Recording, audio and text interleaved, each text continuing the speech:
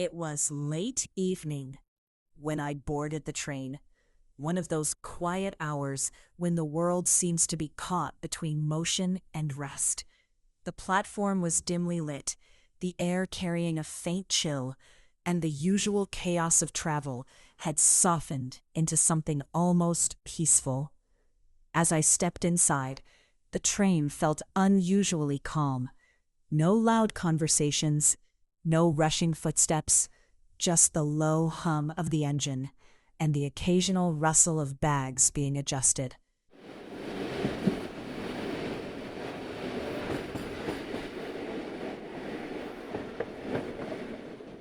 I found a seat by the window. Outside, the world blurred into streaks of fading light and shadow. Villages passed like whispers. Distant lights flickered on and off, as if they were trying to tell their own stories before disappearing into the night. Inside, time felt different, slower, as if the train itself had entered a pocket where minutes stretched longer than they should.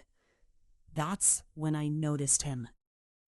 Across from me sat an older man. He must have boarded quietly because I hadn't seen him arrive. He carried no urgency, no restlessness, just a stillness that seemed almost intentional. He adjusted his shawl slightly and looked out the window, his eyes calm, reflective, as though he wasn't just seeing the present, but something layered beneath it. For a while, neither of us spoke. The silence wasn't uncomfortable. It was shared. After some time, he turned his head slightly toward me and gave a small nod. Not a greeting, not quite a smile, just a quiet acknowledgement that said, "I see you." I nodded back. Then, after a pause, he began to speak. His voice was soft, measured, every word chosen carefully, like he didn't want to disturb the fragile stillness around us. "You know," he said, looking out the window again, "this route used to feel much longer." I didn't interrupt. Something told me this wasn't a conversation to rush. He continued, "I've traveled on this train many times, years ago, back when my children were young." His expression softened as he spoke. They would fight over this exact seat, the window one. A faint smile appeared. One would insist on seeing everything outside, and the other would complain the whole time. I could almost hear the laughter he was remembering. "And my wife," he added, with a quiet chuckle. "She would pack too much food, always. Sandwiches, snacks, things no one could finish." He paused, as if replaying a moment only he could see. "But she said journeys should never be hungry." The train swayed gently as it moved, and the rhythmic clatter of the tracks seemed to blend into his voice, as though the train itself was accompanying his story. I found myself leaning in slightly, not physically, but in attention. Every word felt like it carried something deeper. "What happened to them?" I asked softly. He didn't answer immediately. Instead, he looked out into the darkness again. The reflection in the glass showed a face both peaceful and heavy with time. "They grew up," he said simply. A longer pause followed. "They have their own journeys now. Different trains, different directions." There was no sadness in his voice, but there was something else, something quieter, harder to name. Acceptance, perhaps, or the kind of understanding that only comes after many years. We sat in silence again, but it wasn't empty. It was full of everything unsaid. The train passed through a small station without stopping.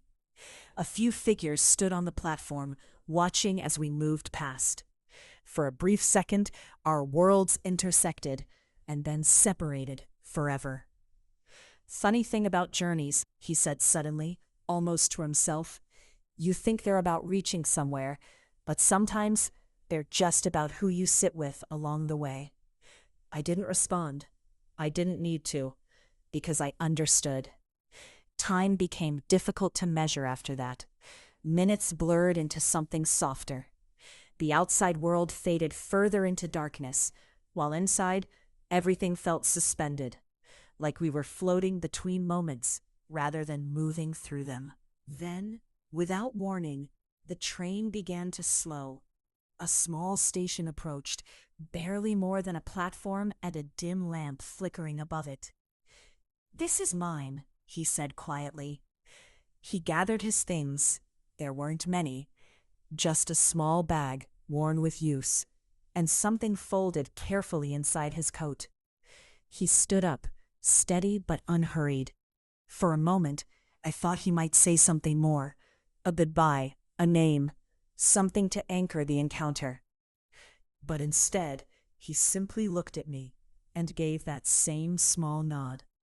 This time, it felt different. He stepped off the train. The doors closed, and just like that, he was gone. No grand ending, no final words, just absence. As the train began to move again, I looked out the window, trying to catch one last glimpse of him. But the station faded quickly into darkness, and all that remained was the feeling he left behind. Thinking, not about where I was going, but about the strange, quiet connection we had shared. Two strangers, no names, no expectations, no future meeting, and yet it felt meaningful. Deeply so. That's when it struck me. Sometimes the most important moments in life aren't the loud ones. They're not planned, not announced, not even fully understood at the time. They pass like a train in the night, soft, almost unnoticed, but they stay with you, long after everything else has moved on. And as I rested my head against the window, watching the darkness roll by, I realized something I hadn't before, that life isn't just made of destinations. It's made of these fleeting intersections, where for a brief moment, two lives share the same space, the same silence, the same story, and then continue on.